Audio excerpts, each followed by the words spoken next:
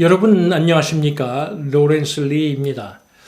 코로나 사태 이후 그동안 막혔던 북한과 중국 국경이 재개된 이후 북한이 우선적으로 행한 일은 긴급물자 반입과 국경 근처에서 오랫동안 대기 중이던 일부 근로자와 정부 관리들을 입국시킨 후 전격적으로 실시한 것은 중국 수용소에 그동안 갇혀있던 많은 북한 탈북자 약 한 3,000명 정도가 있는데 그중 한 900여 명을 전격적으로 강제 소환한 것입니다. 이제 강제 송환된 탈북자들의 운명은 아무도 모르게 된 것입니다. 이러한 비극적인 일들이 우리들의 민족에 지금도 나타나고 있다는 것이 참으로 개탄스럽지 않을 수 없는 것입니다. 또 21세기인 지금 세계적으로도 너무나 부끄러운 일인 것이죠. 물론 이번에 강제 북송된 이들 대부분은 대한민국의 자유로운 삶을 원해서 한국행을 원했고 또 상당 부분은 일부 가족들이 남한에서 거주하고 있는 사람들이어서 극적인 가족 상봉의 기회를 놓치게 된 겁니다.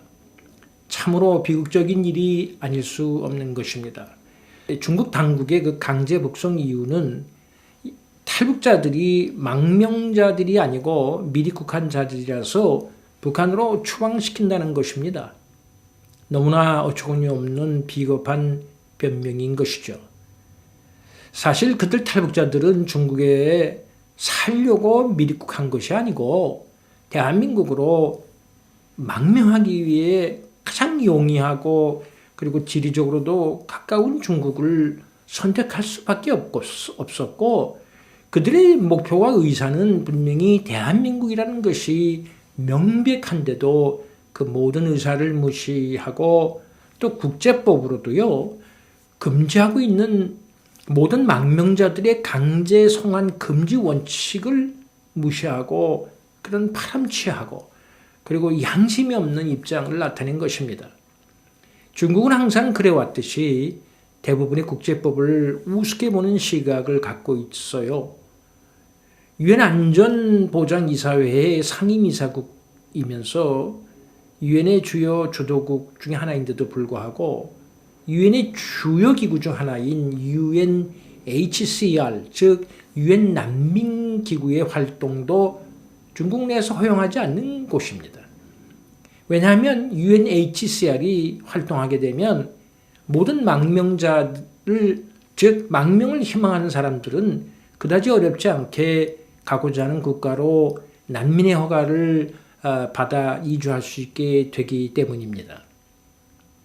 물론 현지의 법원에서 출국 허가를 받는 등 여러 가지 수속이 있지만 그래도 UNHCR의 활동은 지금 전 세계의 여러 곳에서 상당한 역할을 하고 있기 때문에 그들의 영향이 대단히 커지고 있는 것이 사실입니다. 더욱 중국은 북한과의 관계를 인간의 생명보다 더 중요시하기 때문에 인간의 생명과 가족들의 그 헤어짐을 아랑곳하지 않는 곳입니다. 중국은 여러분도 잘 아시다시피 일반적인 상식으로 소통이 불가한 곳으로 인간의 기본권과 존엄권이 철저히 무시된 곳이어서 이러한 탈북자들의 심각한 인권 유린의 사태를 일반적인 협상과 또 요구 그리고 성명만으로는 이제 현실적으로 해결할 수 없다는 것입니다. 더욱이 제3의 국가나 미국 그리고 유엔이 이러한 문제를 적극적으로 제기하는 것도 참으로 현실적으로 어려운 일입니다. 왜냐하면 중국은 그때마다 말하기를 당사국이 아니라 권리가 없다는 것입니다. 물론 국제사회의 일원인 국가가 할 말은 아니죠. 그만큼 중국은 독불장군임을 우리는 잘 알고 있는 것입니다. 그러나 이 문제는 우리의 7,500만 명의 명백한 민족적 자존심 문제요. 동북아 4강 대열로 가는 길에서 기필코 해결해야 하는 문제입니다. 이제는 중국에 남은 약 한 2,000명 정도의 탈북자들의 목숨이 걸린 문제가 되고, 미륵국으로 체포되지는 않았지만 중국 전역에서 숨어서 짐승같이 살고 있는 수를 세할 수 없는 탈북자들, 더 나아가 북한 내에서는 또 호시탐탐 탈북의 기회를 노리는 2,500만 명의 미래와 희망을 위해서도 우리 정부는 더 이상 침묵을 하거나 허약한 반응으로 대응할 수 없다는 것입니다.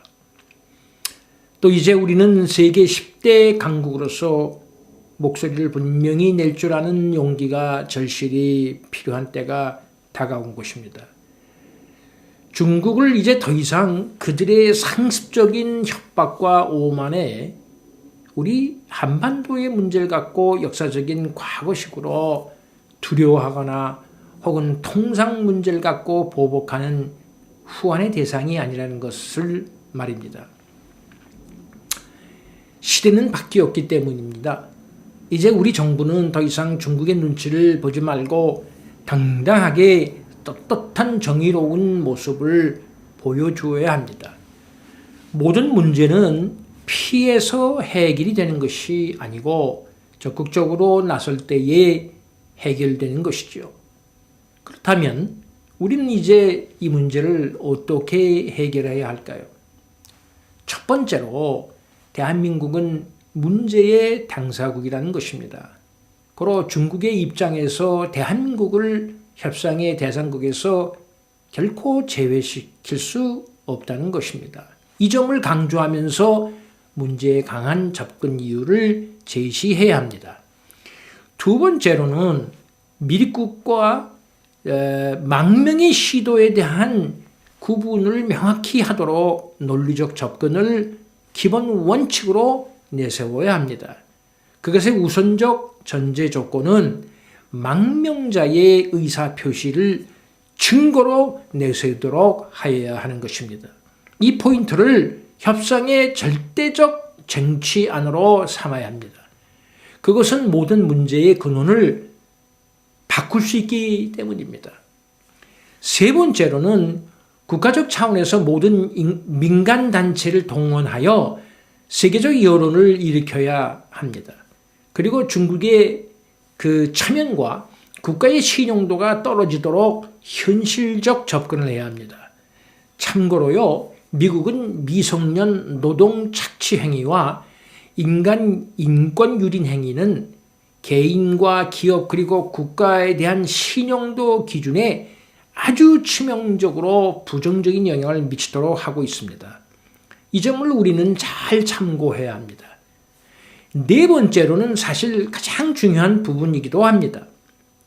대한민국의 대통령은 이제 남한 5천만 명의 대통령이 아닌 한반도 7,500만 명의 대통령으로 언행해야 합니다.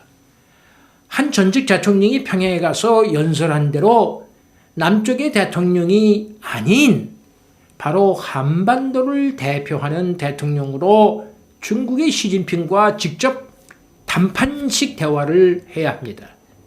그것이 바로 국제적 협상 이니셔티브, 즉 주도권을 쥐는 일이 되는 것입니다.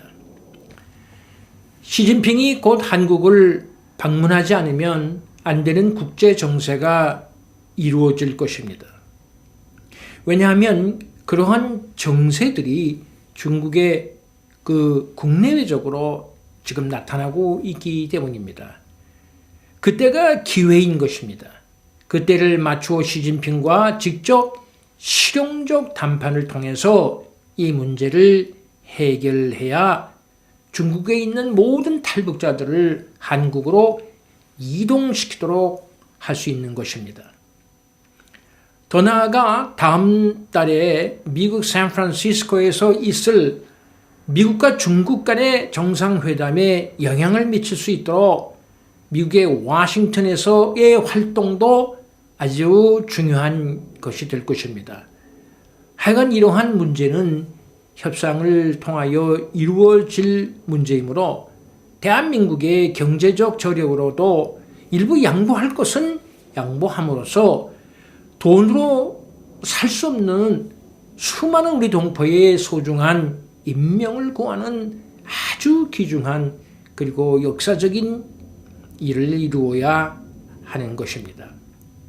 이러한 일을 성공하는 일은 한국을 대표하는 대통령이 세계 평화를 위해 커다란 업적을 이루게 되는 일이 또한 될 것입니다.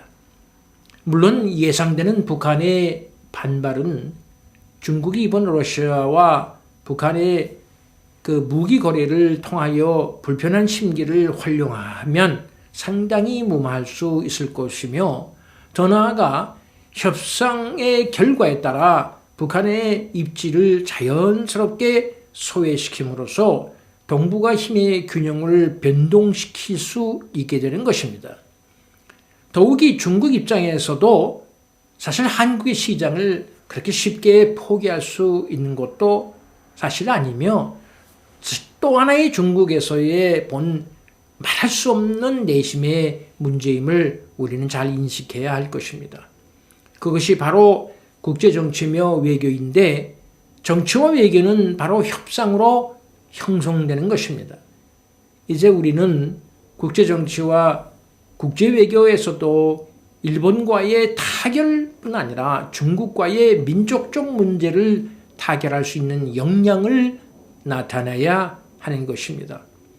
그리고 이러한 문제들을 역사적으로 해결하게 되면 우리 소원인 한반도 통일 문제도 자연스럽게 국내외적 여론이 형성되며, 특별히 북한 동포들의 대남 인식이 대대적으로 변화될 것입니다.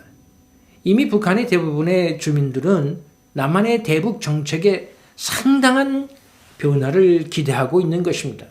그만큼 북한 동포들의 관심은 그들이 어떻게 하면 잘 먹고 잘 살 수 있는가에 대한 관심을 갖고 있기 때문입니다.